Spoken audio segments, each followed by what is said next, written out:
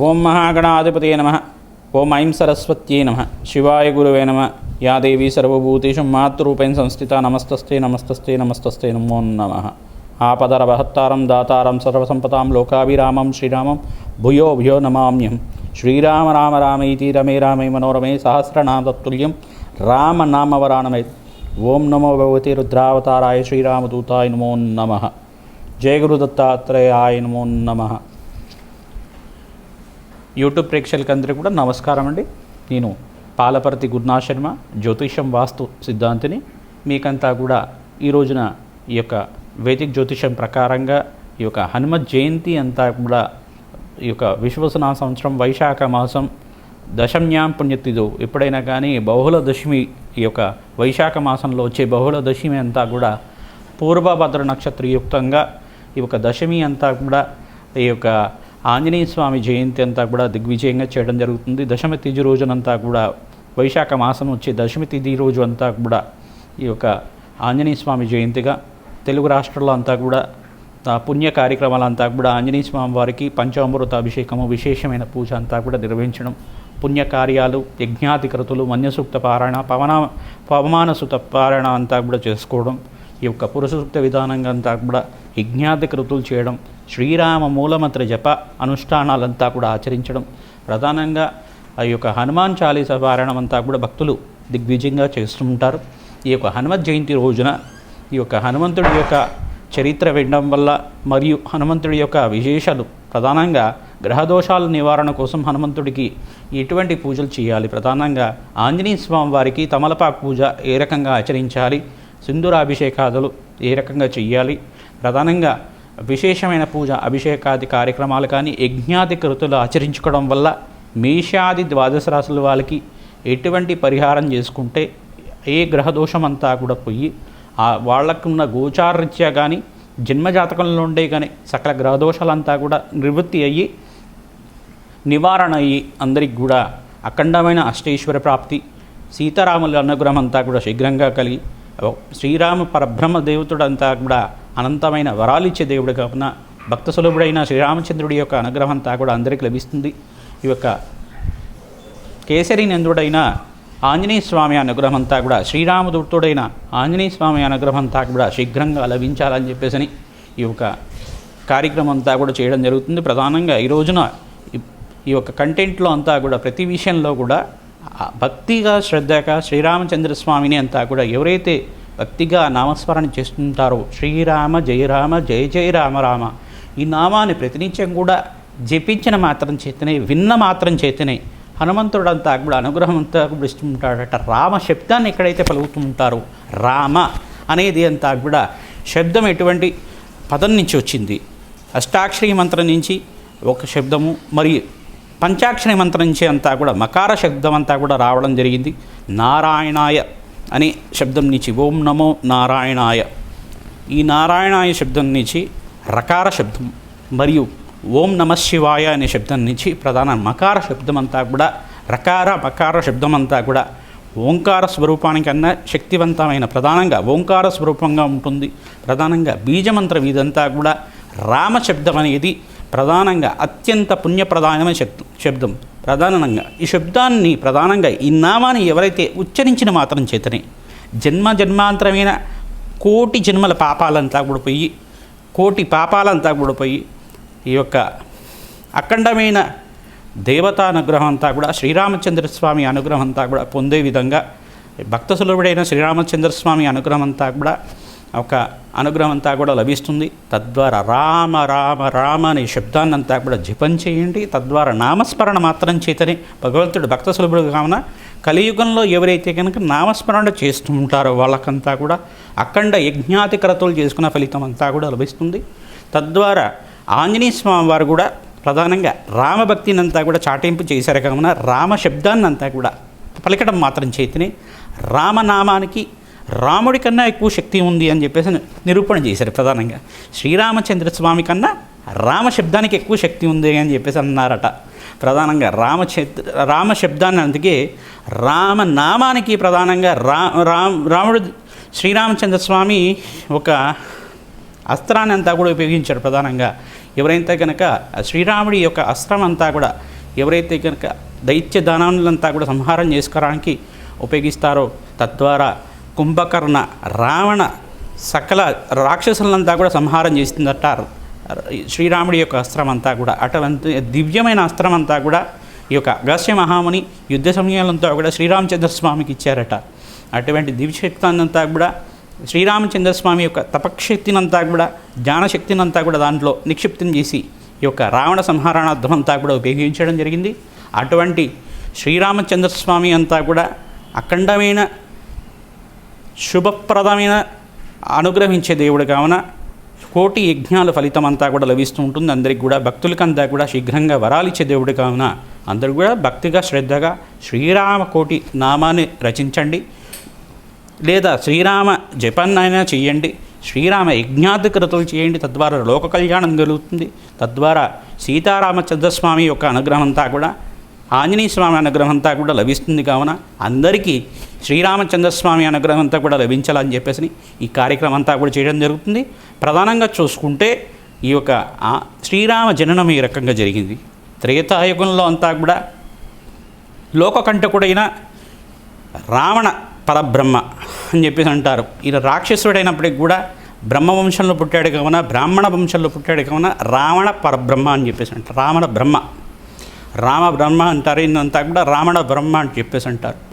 ఈ యొక్క రావణ బ్రహ్మకి అంతా కూడా ఈ యొక్క సకల శాస్త్రాలకి సకల వేదాలు అనుష్ఠానం చేసిన వాడైనప్పటికీ కూడా, సకల వేదాలు ఉన్నాయి చదివినప్పటికీ కూడా, అఖండమైన జ్ఞాన సంపన్నమైనప్పటికీ కూడా దుర్వ్యసనాల వల్ల, ఈ యొక్క స్త్రీ యొక్క ఆకర్షణ వల్ల, స్త్రీ యొక్క దూషణ వల్ల కానీ, స్త్రీ యొక్క ఆకర్షణ వల్ల కానీ, ఒక చిన్న పాపం వల్ల తన జీవనాన్ని, తన వంశాన్ని అంతా కూడా నిర్మూలన చేసుకునే విధంగా పాపాన్నంతా కూడా ఈ యొక్క రాక్షసుడు యొక్క జీవన విధానం అంతా కూడా ఆ కర్మశేషం పాపకర్మ వల్ల, ఆయన చేసుకున్న పాపకర్మ వల్ల ఆయన వంశం నాశనమైంది.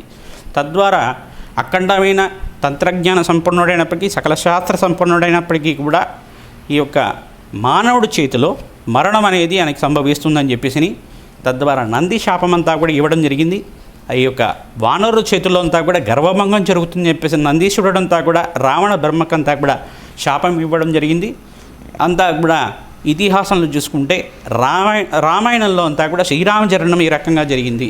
దశరథ మహారాజుకంతా కూడా అయోధ్యనంతా కూడా పరిపాలన చేసే మహారాజు అంతా కూడా ఇక్ష్వాకు వంశంలో ఉండే మహారాజు, రఘువంశానికి చెందిన మహారాజు అంతా కూడా దశరథ మహారాజు.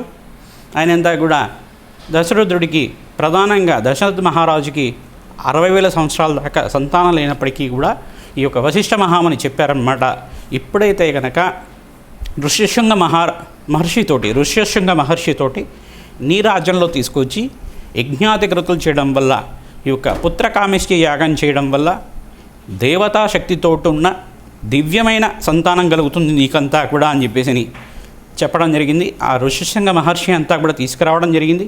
తన కుమార్తెనిచ్చి కళ్యాణం చేయడం వల్ల ఈ యొక్క ఋష్యశృంగ మహర్షి అంతా కూడా అయోధ్యకి రావడం, అక్కడంతా కూడా ఆ ఋష్యశృంగ మహర్షి ఆధ్వర్యంలో అంతా కూడా సప్త ఋషులు, వేద ఋషులంతా కూడా వచ్చి అక్కడ యాగం చేయడం, ఈ యొక్క అగ్ని పురుషుడంతా కూడా సాక్షాత్కరించి ఒక దివ్యమైన పాయసాన్ని అంతా కూడా ఇవ్వడం, తన భార్యలకంతా కూడా ఇచ్చారన్నమాట. ఇచ్చిన తర్వాత ఈ యొక్క సంతానం అంతా కూడా జరిగింది. ఈ యొక్క రామ లక్ష్మణ భర్త శక్తినిధనంతా కూడా పుట్టారన్నమాట. తద్వారా శ్రీరామ జననం అంతా కూడా జరిగింది. ఇక్కడ శ్రీరామ జననం ఇతిహాసం అంతా కూడా వినడం వల్ల మనకి జన్మాంతరమైన పుణ్యప్రాప్తి కలుగుతుంది. అఖండమైన పుణ్యప్రాప్తి వల్ల కోటి యజ్ఞాన ఫలితం కలుగుతుంది. శ్రీరామచంద్రస్వామి అనుగ్రహం అంతా కూడా లభిస్తుంది. బాలకాండలో అంతా కూడా చూసుకుంటే శ్రీరామ జననం ఇతిహాసం అంతా కూడా వినడం వల్ల, బాలకాండనంతా కూడా పారాయణం చేసుకోవడం వల్ల అఖండమైన తేజవంతమైన జీవితం లభిస్తూ ఉంటుంది. సర్వ పాపాలంతా నివృత్తి జరిగి అష్టైశ్వర ప్రాప్తి కలుగుతుందని చెప్పేసి ఇతిహాసం చెప్పడం జరిగింది. ప్రధానంగా ఆంజనేయ స్వామి చరిత్ర అంతా కూడా తీసుకుంటే, ఆంజనేయ స్వామి చరిత్ర అంతా కూడా రుద్రాంశగా శ్రీరాముడికి అంతా కూడా దేవతలంతా కూడా శక్తి ఇవ్వాలి, వీళ్ళు కూడా ఒక మానవ రూపం అంతా కూడా దాల్చాలని చెప్పేసి నంది శాపం అంతా కూడా జ్ఞప్తికి వచ్చింది. దేవతలకంతా కూడా ఈ యొక్క రుద్రాంశగా అంతా కూడా పరమేశ్వరుడు అంశగా అంతా కూడా ఎక్కడైతే మహావిష్ణువు అంతా కూడా స్వామివారు అంతా కూడా అవతారం ఎత్తుంటారు, పరమేశ్వరుడు అంతా కూడా సహాయం చేయడానికి అక్కడ అవతారం ఎత్తుంటారు. తద్వారా ప్రతి ఒక్క అవతారంలో అంతా కూడా ఈ యొక్క శివకేశవుల కలయిక అనేది ఉంటుంది.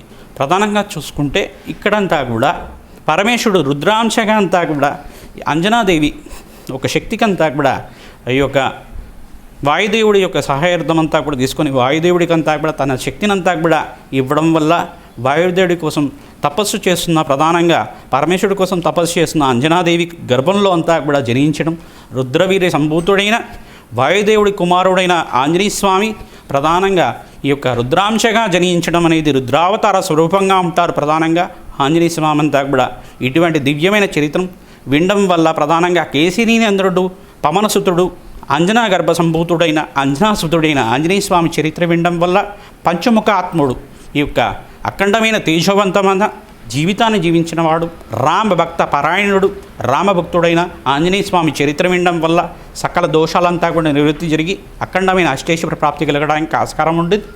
ఓం నమో భగవతే హనుమతే శ్రీరామదూతాయ నమః. ఈ నామాన్ని అందరూ జపం చేయండి. నామస్మరణ మాత్రం చేతనే సకల గ్రహదోషాల నివారణ అవుతుంది. శ్రీరామ జయ రామ జయ జయ రామ రామ నామాన్ని ప్రతినిత్యం కూడా చదవడం వల్ల శ్రీరామ శ్రీరామ శ్రీరామ అనే నామాన్ని జపించడం వల్ల అఖండమైన పుణ్యప్రాప్తి లభిస్తుంది. శ్రీరాముడి యొక్క అనుగ్రహం అంతా కూడా అందరికీ లభిస్తుంది. కావున ఈ యొక్క ఇతిహాసం అందరూ కూడా చెప్పడం జరిగింది. ఈ యొక్క మేషాది ద్వాదశ రాశుల వాళ్ళకి హనుమత్ జయంతి రోజున ఎటువంటి పరిహారాలు చేసుకోవాలి, ఎటువంటి పూజలు ఆచరించాలి, ఈ యొక్క దోష నివారణ అంతా కూడా ఏ రకంగా చేయాలని చెప్పేసి తెలుసుకుందాం. జయ గురు దత్తాత్రేయాయ నమః. వృషభ రాశి వాళ్ళకి ప్రధానంగా హనుమత్ జయంతి రోజున ఎటువంటి పరిహారం చేసుకోవాలి, హనుమత్ జయంతి రోజున ఆంజనేయ స్వామివారి దేవాలయంలో ఎటువంటి పూజ చేసుకుంటే గ్రహదోష నివారణ జరుగుతుంది అంతా కూడా తెలుసుకుందాం. ఈ యొక్క వైశాఖ మాసం బహుళ దశమి రోజున పూర్వభద్ర నక్షత్రయుక్తంగా ఆంజనేయ స్వామి జరించారని చెప్పేసి మనకి రామాయణ ఇతిహాసంలో కూడా తెలుగు రాష్ట్రాల వాళ్ళంతా కూడా తెలుగు ప్రజలంతా కూడా అట్టహాసంగా విజయప్రదంగా అంతా కూడా ఆంజనేయ స్వామి వారి యొక్క దేవాలయంలో పూజలు అభిషేకాలు పంచామృత అభిషేకం అంతా కూడా చేసుకోవడం, నాగవళి దళార్చన మరియు అరటి పండుతోటి విశేషమైన పూజ చేస్తూ ఉంటారు. మాసు చక్రాలతోటి వడమాలతోటి అంతా కూడా విశేషమైన పూజ చేస్తూ ఉంటారు.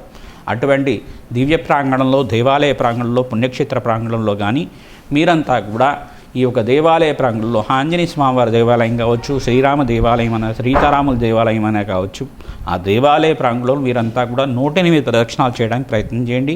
వృషభ రాశి వాళ్ళకి ప్రధానంగా మీకంతా కూడా విశ్వాసన సంవత్సరం వైశాఖ మాసం నుంచి మీకంతా కూడా రాజయోగం అనేది ఉన్నది. ఈ సంవత్సరం అంతా కూడా సకల గ్రహదోషాలంతా కూడా నివారణ జరిగి మీకంతా కూడా దివ్యమైన అష్టైశ్వర ప్రాప్తి కలగడానికి ఆస్కారం ఉంది.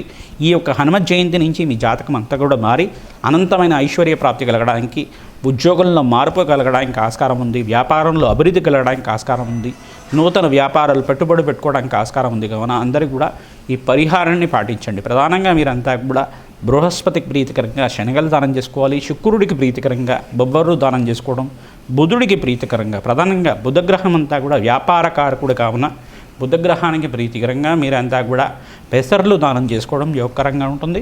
తద్వారా మీకంతా కూడా సకల గ్రహదోష నివారణ జరగడానికి ఆస్కారం ఉంటుంది. ఈ యొక్క హనుమత్ ఆలయంలో ప్రధానంగా మీరు శ్రీరామ జయ రామ జయ జయ రామనామ నామాన్ని జపం చేసుకోవడం, శ్రీరామ శ్రీరామ నామాన్ని అంతా కూడా నిత్యం జపం చేసుకుంటూ ప్రదక్షిణాలు చేయండి.